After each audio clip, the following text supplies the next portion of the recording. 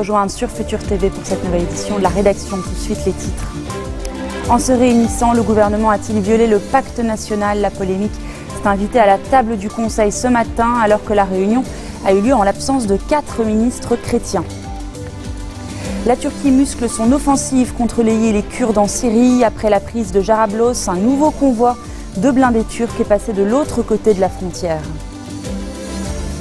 Près de 250 morts et des dégâts considérables. Les Italiens sont sous le choc après le séisme qui a endeuillé plusieurs villages dans le centre du pays. Les recherches se poursuivent pour retrouver des survivants. En se réunissant ce matin, le gouvernement a-t-il violé le pacte national? La polémique a agité la classe politique toute la matinée. Le Conseil des ministres a finalement bien eu lieu, et ce, malgré l'absence de plusieurs composantes chrétiennes. Le CPL estime que la réunion n'aurait pas dû se tenir.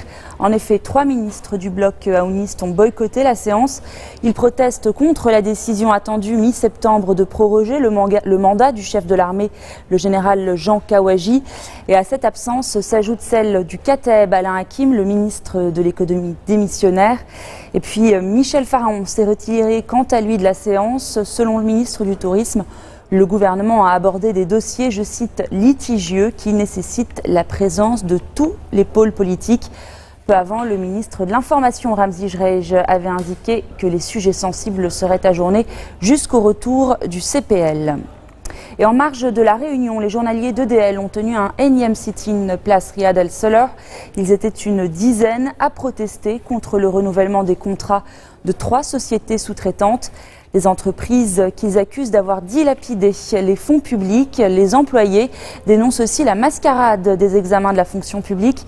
Pour reprendre l'expression d'un des porte-paroles du mouvement, ils exigent d'être titularisés sans avoir à passer ce concours. Les journaliers ont enfin demandé à être reçus par le Premier ministre Tamam Salam.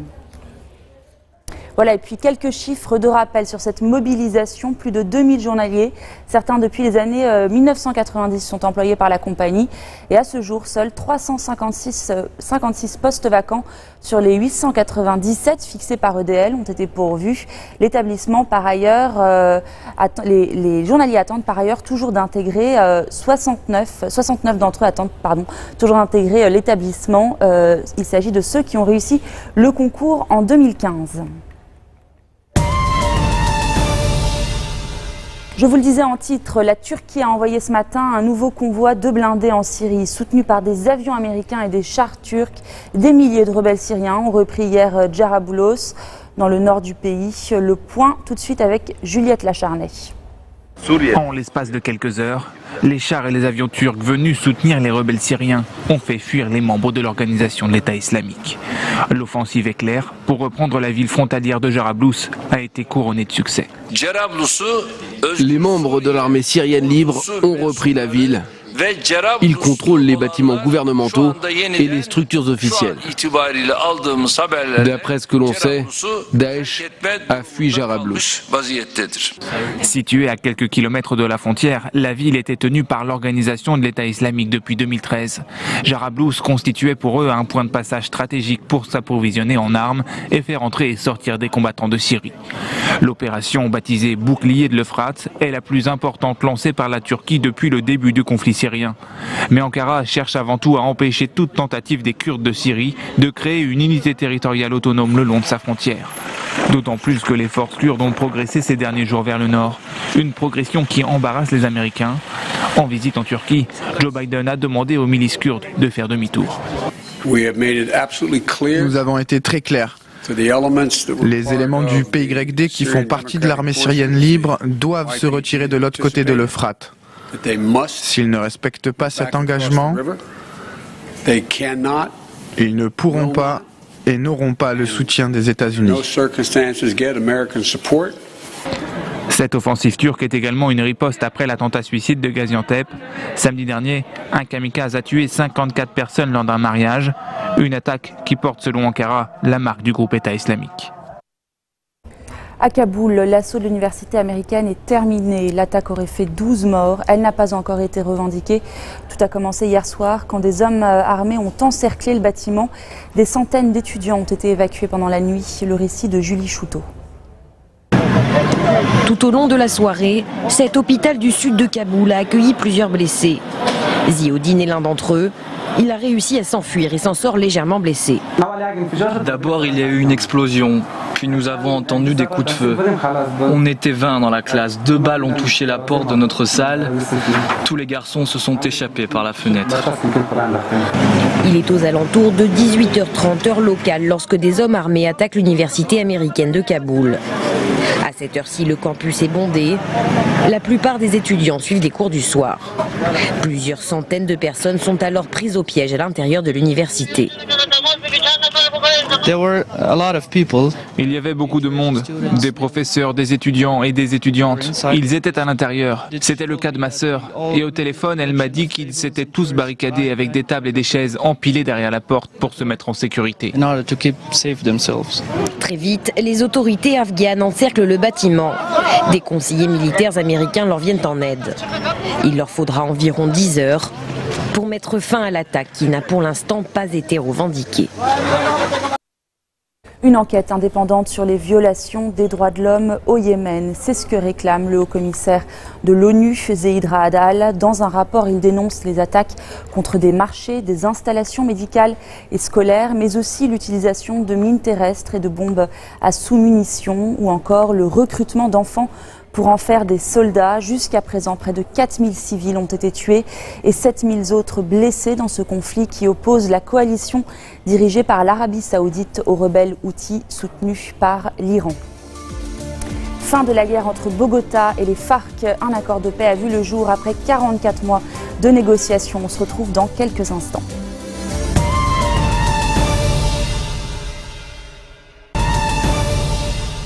Près de 250 morts, c'est le dernier bilan du séisme en Italie. Il est fort probable qu'il s'alourdisse encore. Les sauveteurs mènent une course contre la montre pour retrouver des survivants. On fait le point avec Julie Jargot. Pescara n'est plus qu'un amas de ruines. Sur les flancs escarpés de ce village de montagne, difficile de se frayer un chemin. À quelques kilomètres de là, à Amatrice, les secouristes sont aidés de chiens et de pelleteuses. En tout, près de 4000 sauveteurs fouillent sans relâche les gravats des maisons. Toute la nuit, volontaires, pompiers et membres de la protection civile se sont relayés dans l'espoir de retrouver d'éventuels survivants. Beaucoup sont extraits des décombres vivants, mais malheureusement, beaucoup de victimes que nous trouvons sont déjà décédées. Au fil des heures, l'espoir de retrouver des rescapés s'amenuise. Alors pour les sauveteurs, c'est une course contre la montre qui s'est engagée.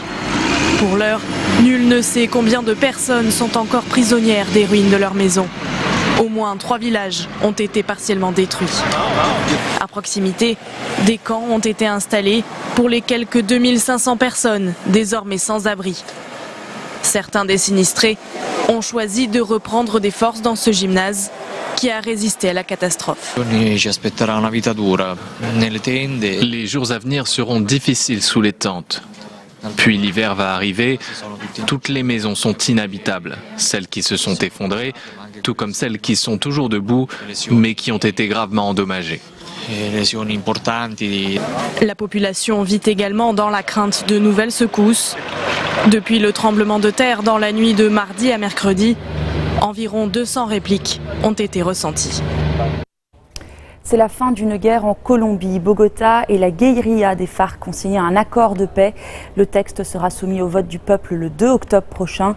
De leur côté, 500 guérilleros doivent se réunir pour décider de leur transformation en parti politique. Dans une grande émotion, le président colombien a salué la fin de la tragédie de la guerre. Depuis le palais présidentiel à Bogota, Juan Manuel Santos a également rappelé la création d'une juridiction spéciale pour la paix. Le chef d'État n'a pas oublié de mentionner les victimes, 260 000 morts, 45 000 disparus et 6,9 millions de déplacés. Retour en images sur 52 ans de conflit avec Marc Pope.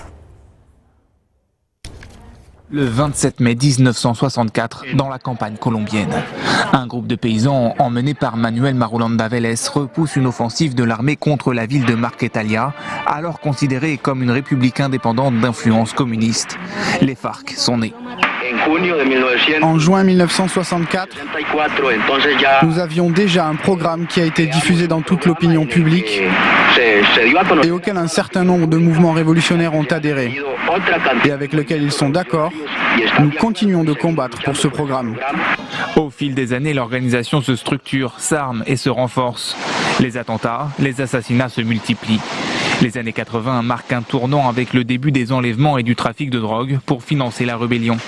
Entre 1984 et 1991, 2 processus de paix échouent. 8 ans plus tard, le président Andrés Pastrana ouvre de nouvelles négociations. Une zone de 42 000 km² est alors démilitarisée, mais les FARC s'en servent comme base arrière. Les discussions se soldent par un nouvel échec. Manuel Marulanda, je vous ai donné ma parole et je l'ai tenue comme toujours. Mais vous avez trahi ma confiance ainsi que celle du peuple colombien tout entier.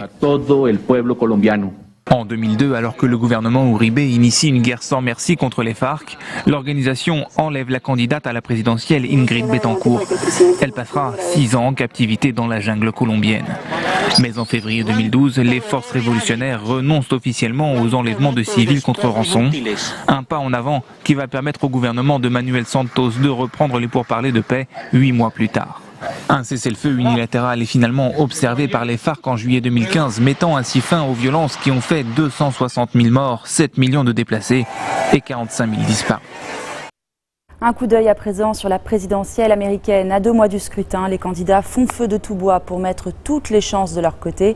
Le très provocateur Donald Trump a même récemment consenti à un mea culpa sur certaines de ses déclarations. Alors où en est la campagne du milliardaire? Florence Gaillard nous en dit plus. Changement d'image pour Donald Trump. Ces derniers jours, on l'a vu sur tous les fronts. Et d'abord en Louisiane, distribuer des vivres aux victimes des inondations. Changement de ton aussi dans ses discours. Devant un public pourtant conquis de Caroline du Nord, le candidat républicain revient sur les déclarations polémiques qui ont émaillé sa campagne. Parfois, dans le feu de l'action, en parlant de beaucoup de sujets, on ne choisit pas les mots justes, ou on dit des choses blessantes. J'ai fait ça. Et croyez-le ou pas, je le regrette. Des regrets qui surprennent tout le monde, mais qui arrivent alors que les intentions de vote lui sont de moins en moins favorables. Ces dernières semaines, les casseroles se sont multipliées pour Donald Trump. Le New York Times a publié une enquête sur les dettes de ses entreprises. Son directeur de campagne, trempé dans une affaire de corruption en Ukraine, a démissionné. Et des pontes du Parti républicain ont publié une lettre appelant à voter contre lui. Le milliardaire doit donc changer son fusil d'épaule et séduire des électeurs qu'il avait jusqu'alors hérissés. Dans le Michigan, il appelle ainsi les Afro-Américains à voter pour lui. Qu'est-ce que vous avez à perdre? Vous vivez dans la pauvreté, vos écoles ne sont pas bonnes, vous êtes au chômage. 58% de votre jeunesse est sans travail. Alors, bon sang, qu'avez-vous à perdre? Le 20 août, il a également rencontré le Conseil consultatif hispanique en présence de sa nouvelle équipe de campagne. Opération séduction, après avoir traité les Mexicains sans papier de trafiquants de drogue, de criminels et de violeurs.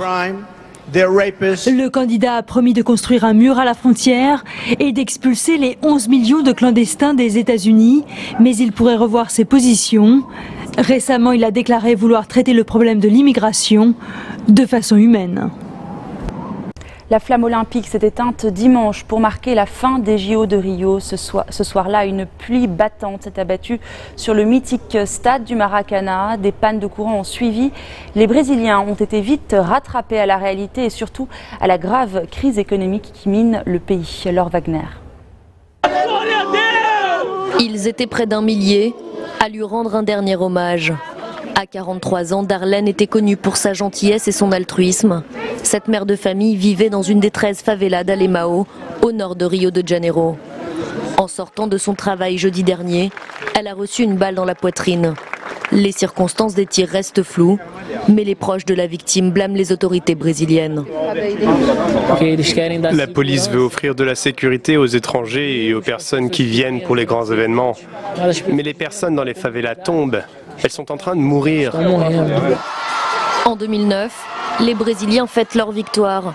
Plus de 10 000 personnes découvrent la décision en direct sur un écran géant. Le Brésil accueillera les Jeux Olympiques en 2016. Même le président Lula n'a pas pu cacher son émotion. Ces JO allaient être son couronnement. 7 ans plus tard, les célébrations euphoriques sur la plage de Copacabana ne sont plus qu'un lointain souvenir. Le pays traverse une grave crise politique. Soupçonnée de corruption, Dilma Rousseff, l'actuel chef de l'État et protégée de l'ancien président Lula, a été suspendue. Alors que le monde regarde Rio et les Jeux Olympiques, personne n'observe ce qui se passe à Brasilia. Ils sont en train de changer notre pays et nous sommes là, sans nouvelles, sauf pour savoir à quel point Rio est génial. Pour accueillir les Olympiades, Rio a dû faire d'importants travaux de rénovation de ses stades. Des infrastructures ont même été construites spécialement pour l'événement. Budget total, 10 milliards d'euros. Mais maintenant que les Jeux sont finis, les Brésiliens se posent des questions quant à l'avenir de ces infrastructures. Certains pensent qu'elles vont devenir des zones désertes, d'autres qu'elles ne vont profiter qu'à une partie de la population. Aujourd'hui, les festivités ont pris fin et les touristes sont rentrés chez eux.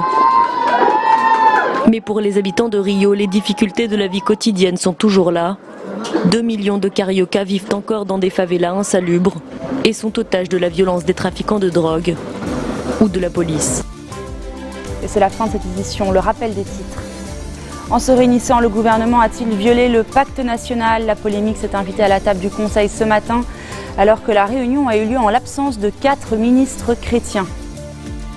La Turquie muscle son offensive contre l'EI et les Kurdes en Syrie. Après la prise de Jarablos, un nouveau convoi de blindés turcs est passé de l'autre côté de la frontière syrienne. Près de 250 morts, des dégâts considérables. Les Italiens sont sous le choc après un séisme qui a endeuillé plusieurs villages dans le centre du pays.